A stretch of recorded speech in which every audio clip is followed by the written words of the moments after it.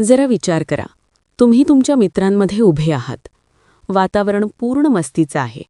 हसणं थट्ट सुरू आहे. आणि अचानक बूम, कुणीतरी तुमच्यावर टोमणा मारतो.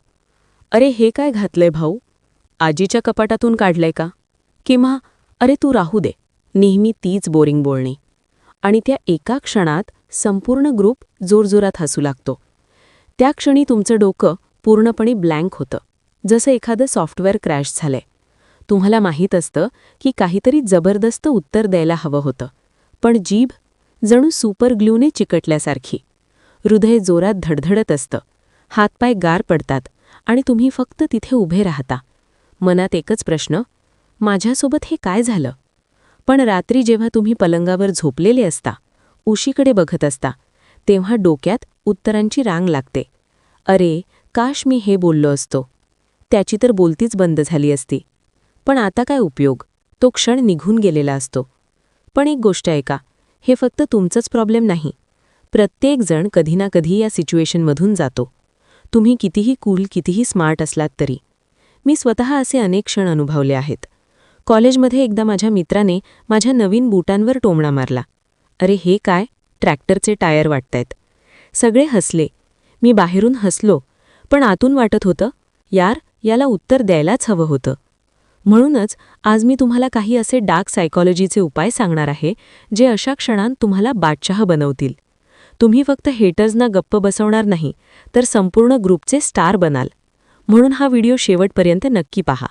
मी तुम्हाला 5 गेम चेंजिंग टेक्निक्स सांगणार आहे आणि एक असा सिक्रेट वेपन जो इतका शक्तिशाली आहे की तो वापरताना सावध राहावं लागेल. शिवाय शेवटी एक रिअल लाईफ सोल्युशन, ज्याशिवाय बाकी सगळं निरुपयोगी आहे. तर तुम्ही तयार आहात ना? चला सुरू करूया. आपल्या डोकं त्या क्षणी जाम का होतं? सर्वात आधी एक गैरसमज दूर करूया. तुम्ही स्लो नाही आणि तुमचं डोकं कमजोर नाही. जेव्हा कुणी तुमचा सगळ्यांसमोर अपमान करतो आणि तुम्ही फ्रीज होता, तेव्हा ती तुमची चूक नसते. तो तुमच्या मेंदूचा बायोलॉजिकल ड्रामा असतो. आपल्या मेंदूमध्ये एक छोटासा भाग असतो, ॲमिग्डला. हा तुमचा जंगली मेंदू समजा. धोका ओळखण्याचं काम याचं. जेव्हा कुणी तुमच्यावर टोमणा मारतो, विशेषतः सगळ्यांसमोर, तेव्हा ॲमिग्डला याला सोशल अटॅक समजतो. जसं जंगलात अचानक अस्वल समोर आलंय. मग काय होतं? तो संपूर्ण मेंदू हायजॅक करतो. तुमचा प्रीफ्रंटल कॉर्टेक्स, जो लॉजिक, क्रिएटिव्हिटी आणि तगड्या उत्तरांसाठी जबाबदार असतो, तो ऑफलाईन जातो. सगळी एनर्जी 3च गोष्टींमध्ये जाते: लढा, पळा किंवा गोठून जा. आणि सोशल सिच्युएशनमध्ये बहुतेक वेळा मेंदू गोठून जा हाच मोड निवडतो. म्हणूनच डोकं रिकामं आणि जीभ लॉक होते. तुम्ही स्लो नाही, तुमच्या मेंदू लाखो वर्ष जुना सर्व्हायव्हल मोड चालू करतो. जणू तुमचा 5G स्मार्टफोन अचानक 90sच्या दशकातील नोकियासारखा झाला. रात्री जे उत्तर सुचतात तेव्हा धोका टळलेला असतो आणि प्रीफ्रंटल कॉर्टेक्स पुन्हा ऑनलाईन येतो. तो सीन रिप्ले करतो, पण हाच रिप्ले कधीकधी स्वतःच शिक्षा बनतो. टोमण्यामागची डार्क सायकॉलॉजी. आता त्या माणसाबद्दल बोलूया ज्याने तुमचा अपमान केला. तो म्हणेल, अरे यार मजाक होता. पण डार्क सायकॉलॉजी सांगते, प्रत्येक टोमणा हा एक पॉवर गेम असतो.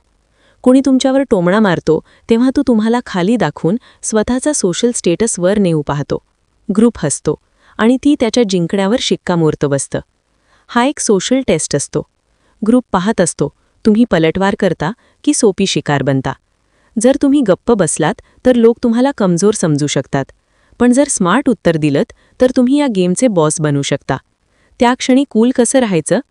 समजा कोणी म्हणालं, अरे भाऊ तू नेहमी लेटच येतोस. सगळे हसतात.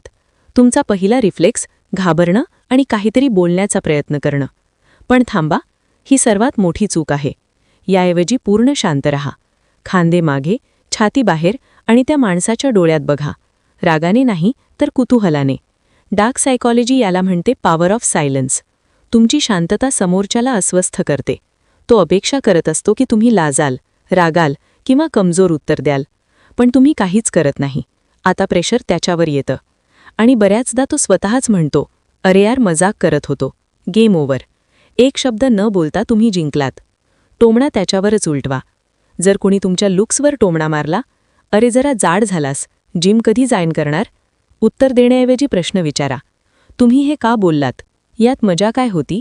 जरा समजावून सांगाल? हा रिव्हर्सल मूव्ह आहे. आता त्याला स्वतःचं वाक्य जस्टिफाय करावं लागतं. आणि जेव्हा कोणी मजाक समजावून सांगतो तेव्हा त्याचा पंच संपतो. तुम्ही विक्टिममधून जज बनता.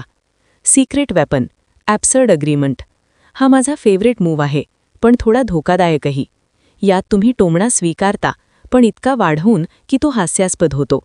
तू नेहमी लेट का येतोस? हो ना, मी टाईम मशीनवर प्रयोग करतोय. कधीकधी चुकीच्या टाईम झोनमध्ये उतरतो. किंवा कपड्यांवर टोमणा?